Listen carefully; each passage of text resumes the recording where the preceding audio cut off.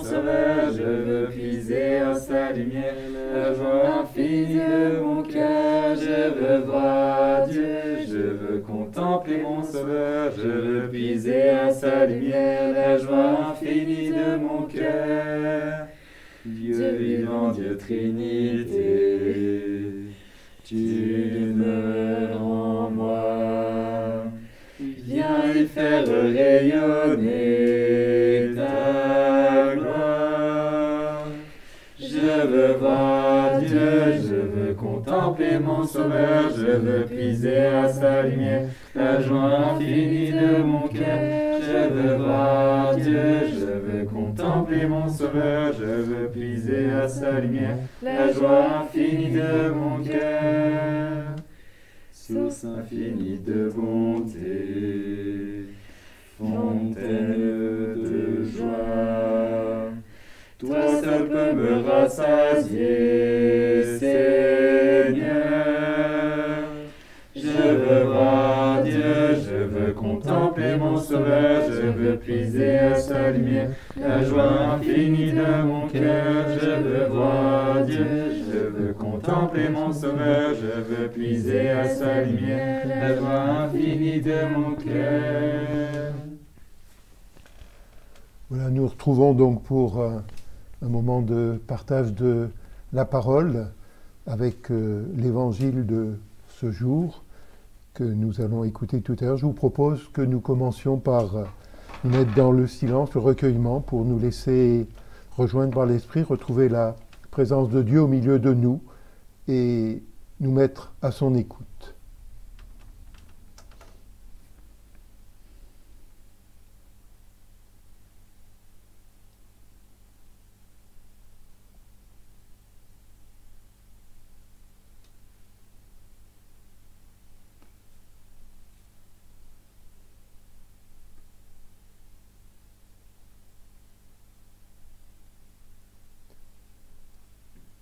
La page d'évangile que nous propose la liturgie de ce jour, c'est un peu la même que celle que nous entendions dimanche.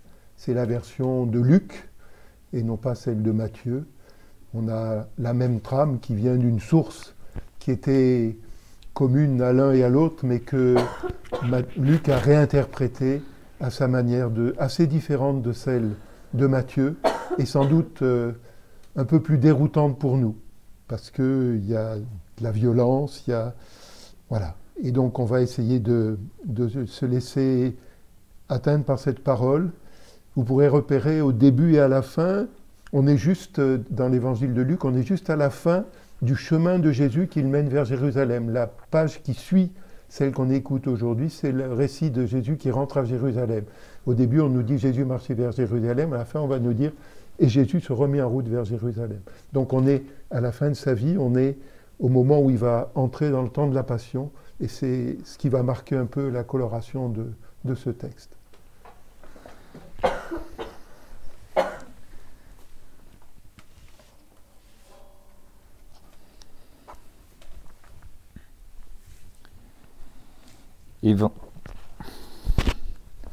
Évangile de Jésus-Christ selon saint Luc. En ce temps-là, comme on l'écoutait, Jésus ajouta une parabole.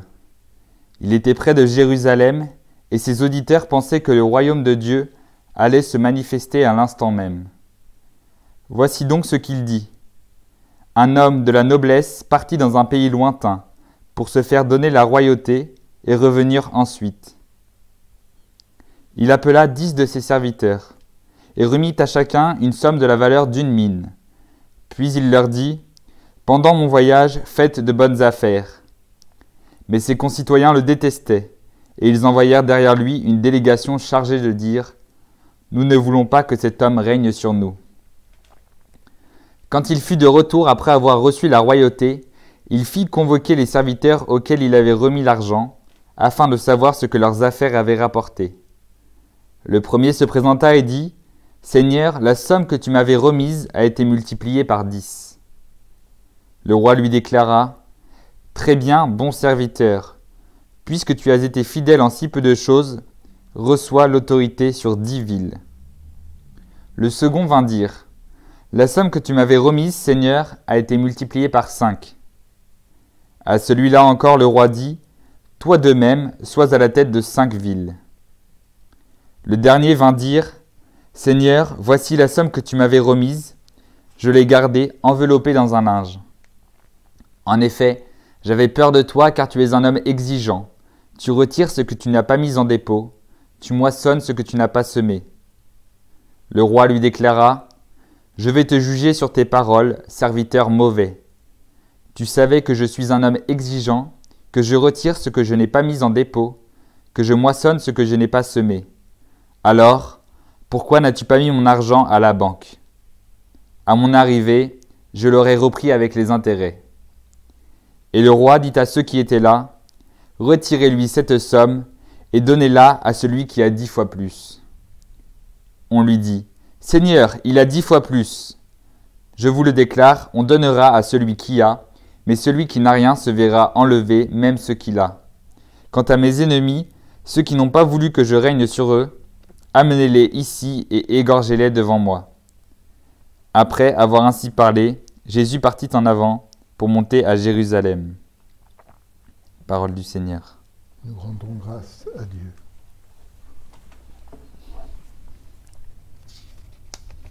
Donc nous pourrons prendre un petit temps de méditation personnelle, de relire ce texte, dire peut-être une phrase, un mot qui nous a touchés ou une question qui a surgi et à partir de laquelle on pourra partager ensemble et découvrir un peu plus peut-être ce que ce texte nous propose.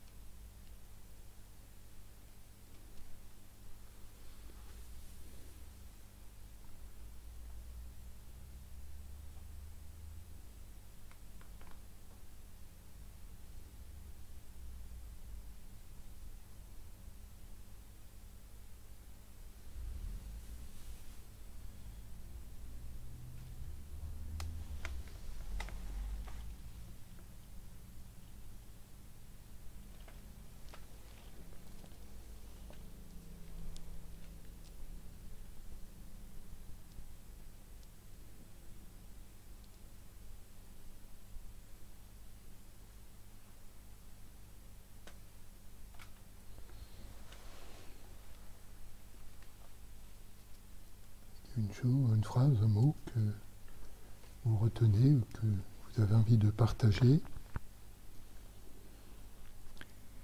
Seigneur, voici la somme que tu m'avais remise, je l'ai gardée enveloppée dans un linge. Je vais te juger sur tes paroles, serviteur mauvais.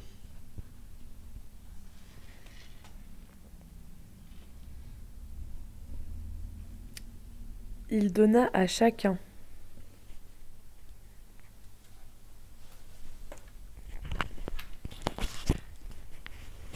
Puisque tu as été fidèle en si peu de choses, reçois l'autorité sur 10 villes.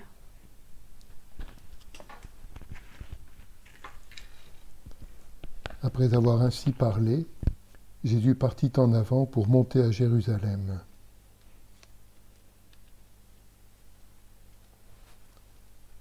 Peut-être qu'on peut échanger un petit peu sur ce qui nous a guidés pour choisir cette phrase, ces mots.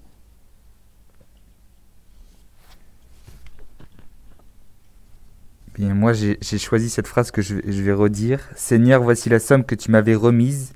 Je l'ai gardée enveloppée dans un linge. » Tout simplement parce que je fais acte de même prudence que la personne que le serviteur face à ce texte. Ce texte qui n'est pas évident effectivement à comprendre. Il y a peut-être plusieurs sens derrière cela. Et moi, je note quand même la prudence de ce serviteur qui quoi qu'il arrive, même si son acte n'aura pas été apprécié par son roi, voilà, il a pour prudence de garder soigneusement la somme qui lui avait été remise, certes sans la faire fructifier, mais ne sachant pas comment réagir face à ce qu'on lui avait confié, il a souhaité le garder précieusement. Voilà, je note cet acte de prudence qui est intéressant dans ce texte particulièrement complexe.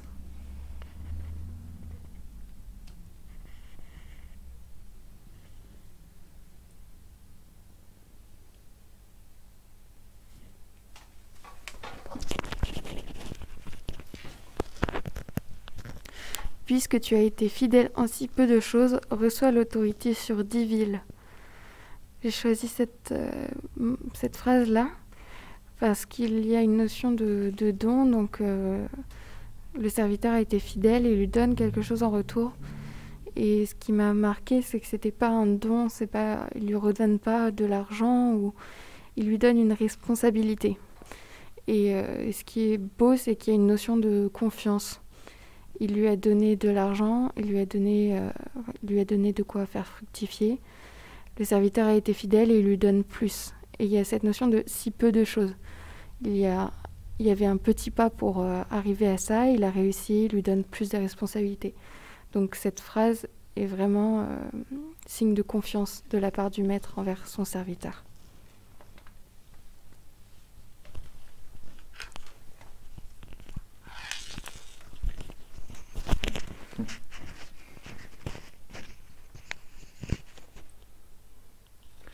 Je vais te juger sur tes paroles, serviteur mauvais. Ça fait un peu écho à... Lorsque j'entends on veut tous devenir saints, mais personne ne sait comment le faire. C'est quelque chose que l'on veut atteindre, mais on ne sait pas.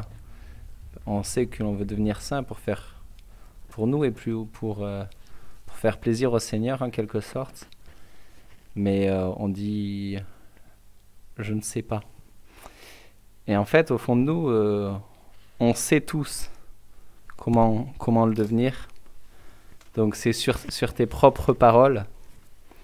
Tu le savais au fond de toi, mais pourtant, même si tu le savais, tu n'as pas agi.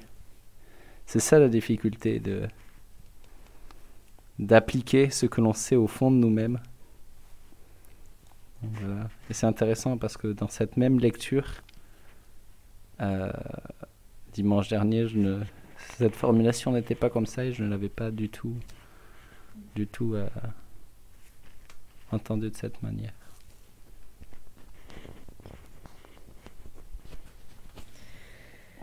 Moi, j'avais choisi la phrase il donna à chacun des 10 serviteurs qu'il a choisis.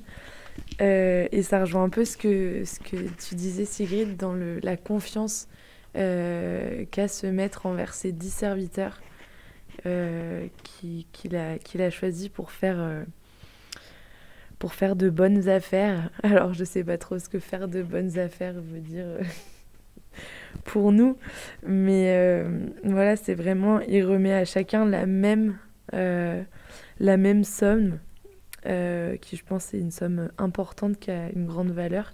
Moins importante, beaucoup moins importante que celle de l'autre évangile. Des talents. C'est 60 fois moins que dans la parabole. Mais c'est quand même de Matthieu. important. Mais c'est encore pas mal, voilà. Ça équivalait à 3 mois de salaire à peu près. Ok. Ouais, c'est pas 6000 jours, ou je sais plus combien, mais, mais c'est quand même une somme assez conséquente et remet la même somme, les mêmes chances à chacun et nous fait confiance pour faire fructifier ce qu'il nous donne. Et je trouve ça assez beau, même si ce texte est un petit peu compliqué à comprendre, je trouve. Moi, j'avais choisi, après avoir ainsi parlé, Jésus partit en avant pour monter à Jérusalem. Au début, on disait il est en route, hein, il était près de Jérusalem. Hier, il était à Jéricho avec Zachée. Jéricho, c'est à 15 km de Jérusalem. Donc, les gens qui sont là autour de lui, ils sont pressés d'arriver à Jérusalem parce que à Jérusalem, ils espèrent que Jésus va se révéler vraiment comme le Messie, celui qui vient libérer. Et d'ailleurs, l'entrée à Jérusalem, on va l'acclamer comme le successeur de David qui vient pour libérer. Et Jésus les avait dit, non, ne vous trompez pas, je ne vais pas à Jérusalem pour trouver la gloire, je vais à Jérusalem pour la passion. Hein, le royaume de Dieu, il est encore à venir, il est déjà là d'une certaine manière, mais il est encore à venir. Donc il les invite à la patience. Et donc cette histoire que Luc raconte, je dis quelques mots pour la présenter un peu plus. Sans doute que Luc a pensé à un événement de l'histoire qui s'était passé une trentaine d'années avant. C'était le fils du roi Hérode le Grand, celui qui avait restauré le temple, celui qui était roi au moment de la naissance de Jésus. À sa mort, son fils est parti à Rome pour demander à l'empereur qu'il le fasse roi. Et après est partie une délégation de Juifs qui disait « mais on ne veut pas de ce roi-là ». Donc voilà, il y a un contexte, et on nous dit avant de partir, il a confié une partie de sa richesse à ses ouvriers, à ses serviteurs, en leur demandant de la faire fructifier. Ouais. Alors ça veut dire que ce roi, après, on voit qu'il va faire tuer ceux qui n'avaient pas voulu de lui, donc on ne va pas essayer de penser que ce roi, il pourrait être le Seigneur. Hein, c'est une histoire, un événement de l'histoire tragique du peuple juif qui est rappelé. Mais à travers cette histoire, et Jésus souvent il raconte des histoires avec des gens qui ne sont pas forcément très honorables, à travers cette histoire, il nous dit ce que vous avez un peu dit, hein, c'est-à-dire il nous donne à chacun, et ce qu'il nous donne c'est sa parole, il donne à chacun pour que nous sachions la faire fructifier. Et comme tu le disais, il donne pareil à tout le monde. La semaine dernière, on disait à chacun selon ses capacités. Là, aujourd'hui, on dit tout le monde a la même chose. Tout le monde a la même chose. J'ai envie de dire, tous on a été baptisés et tous on est déjà saints. Tu disais tout à l'heure, on cherche à devenir saints. On est saints à partir du baptême puisqu'on a reçu l'Esprit Saint. Après, la question qui nous est posée, c'est qu'est-ce que je vais faire de cet esprit que j'ai reçu? Qu'est-ce que je vais faire de cette parole que j'ai reçue? Et ceux qui la font fructifier, eh bien, la parole, elle porte du fruit. La parole, quand on la dit, elle se diffuse, elle se répand. Et la parole, on l'a dit par des mots, mais on l'a dit aussi par une manière de vivre. Et tu disais, on ne sait pas toujours comment vivre cette sainteté, comment prendre ce chemin que Jésus nous propose. Hein, et on nous dit là qu'il part le premier, il monte devant, hein, en sachant qu'il va vers la passion. Donc Jésus nous dit, il y a des choix à faire dans la vie. Il y a des choix à faire pour accueillir ce don qui vous a déjà été fait, pour accueillir ce que le baptême a fait en vous. Il y a des choix à faire, et au bout du compte, il y aura un jugement. Et le jugement, nous, on le prend souvent en pensant qu'il y aura une condamnation. Or, le jugement, dans l'étymologie du mot, il y avait l'idée de discernement, c'est-à-dire reconnaître ce que chacun a fait, et reconnaître ceux qui ont choisi d'être fidèles à la confiance qui leur a été faite. Vous avez insisté sur cette confiance aussi. Et puis ceux qui ont douté, hein, et qui ont fait ce qu'il fallait pour ne pas perdre ce qu'ils avaient reçu. Mais on voit bien que si la parole en enterre, elle ne sert plus à rien.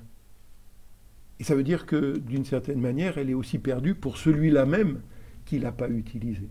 Hein, ce qui explique aussi qu'au bout du chemin, s'il s'avère qu'on n'a pas su tenir notre vocation de baptiser, si on a voulu vivre pour nous au lieu de donner notre vie pour le Seigneur, eh bien, il ne faudra pas s'étonner que notre vie finisse avec nous. Alors que si on l'a donnée au Seigneur, c'est lui qui la fera vivre. Donc il me semble que, voilà, c'est un texte qui est difficile, c'est un texte qui nous déroute un peu, mais peut-être un texte qui nous rappelle notre vocation à chacune et chacun. Baptisé, vivant de l'Esprit Saint, accueillir ce don, prendre le chemin de Jésus, et il marche devant nous. Ça veut dire qu'on est appelé à le suivre. Jésus partit en avant pour monter à Jérusalem. C'est l'image qu'on a souvent dans l'Évangile aussi du berger. Dans le temps de Jésus, avec des moutons, le berger, il marchait devant pour entraîner le troupeau derrière lui. Et Jésus, il marche devant nous. La vie qu'il nous propose ne sera pas sans épreuve. Lui, il va vers la passion. Mais si nous osons prendre le chemin qu'il nous propose, malgré les épreuves, notre vie portera du fruit et nous partagerons la réussite et le bonheur qui est le sien. Donc c'est à la fois attendre cet accomplissement, prendre le chemin pour ça, et accueillir, recevoir ce don qui nous a été fait. Je ne sais pas s'il y a si ça vous parle ou si ça fait surgir d'autres questions.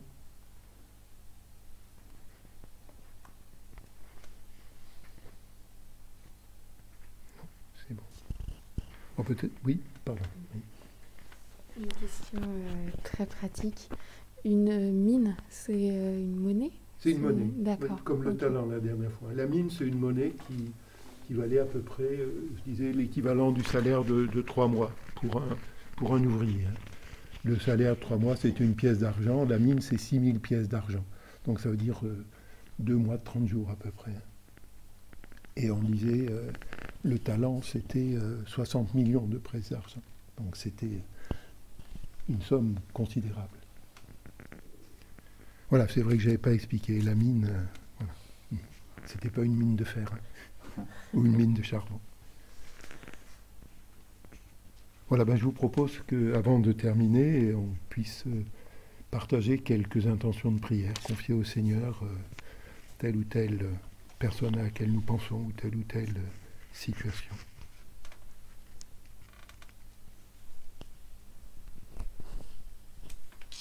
Bien, Seigneur, suite à la lecture de ce texte, je te demande pour chacun de nous, pour chacune de nous, le courage et le fait d'oser te suivre, d'oser te dire oui, d'oser avoir le sens du sacrifice dans certains moments de notre vie, le courage de te suivre malgré les embûches, malgré les obstacles qui sont sur notre chemin,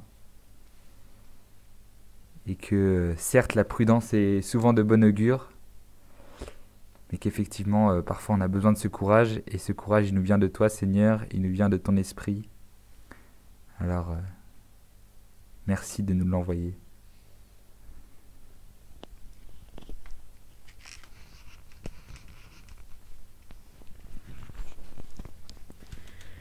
Seigneur, je te confie tous les gens qui sont engagés dans ton Église et pour ton Église. Viens leur envoyer ta force dans ces moments où c'est plus compliqué d'avoir une vie de paroisse, d'avoir une foi solide. Viens vraiment les éclairer et voilà, je te les confie, Seigneur.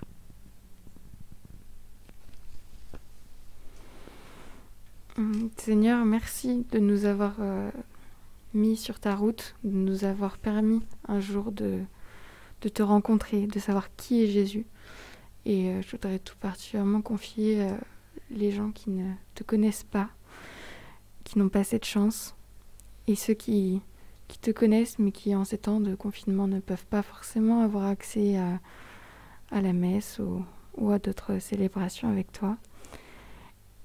Aide-nous à répandre ta bonne nouvelle, et je te confie donc particulièrement toutes ces personnes.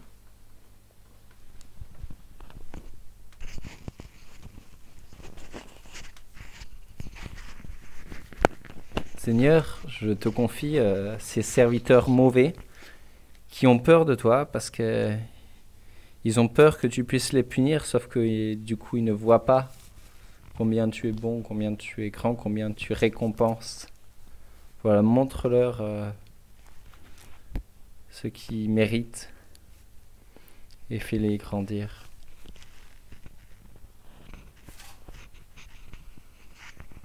Moi, je voudrais te rendre grâce, Seigneur, pour toutes celles et tous ceux qui ne te connaissent pas et qui, pourtant, accomplissent la mission qui est la leur. Je pense aux soignants qui sont épuisés dans les hôpitaux et qui continuent chaque matin à aller faire leur travail, qui sacrifient leurs vacances. Eux aussi sont habités par ton esprit. Eux aussi accomplissent leur mission de femmes et d'hommes. Merci pour eux et que ton esprit leur donne la force de poursuivre leur chemin et peut-être un jour de découvrir que tu étais là avec eux dans leurs épreuves et dans leurs joies.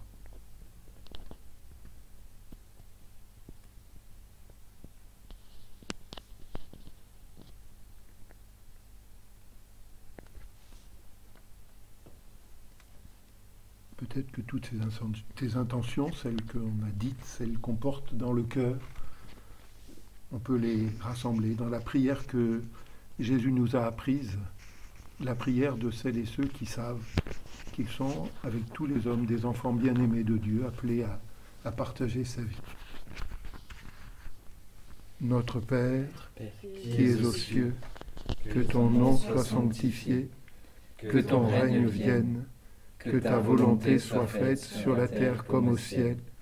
Donne-nous aujourd'hui notre pain de ce jour. Pardonne-nous nos offenses, comme nous pardonnons aussi à ceux qui nous ont offensés. Et ne nous laisse pas entrer en tentation, mais délivre-nous du mal. Car c'est à toi qu'appartiennent le règne, la puissance et la gloire, pour les siècles des siècles. Amen. Et avant que nous demandions la bénédiction du Seigneur, il y a peut-être encore un chant que vous aviez envie de partager.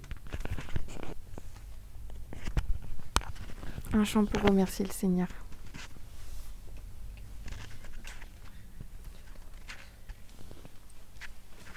Pour tes merveilles, je veux chanter ton nom, proclamer combien tu es bon. De toi et de toi seul, Seigneur, répands mon sang. Ô mon roi, mon Dieu, je t'adore. Quand je t'appelle dans la détresse, sensible à mon cri, tu t'abaisses. Ta droite douce et forte me redresse, contre ton sein me tient sans cesse. Pour tes merveilles, je veux chanter ton nom, proclamer combien tu es bon. De toi et de toi seul, Seigneur, répands mon sort. Ô mon roi, mon Dieu, je t'adore. Que Dieu, dont l'amour est tout-puissant, nous bénisse et nous garde, le Père, le Fils et le Saint-Esprit. Amen. Amen. Et bonne journée, puisque la journée va continuer pour chacune et chacun.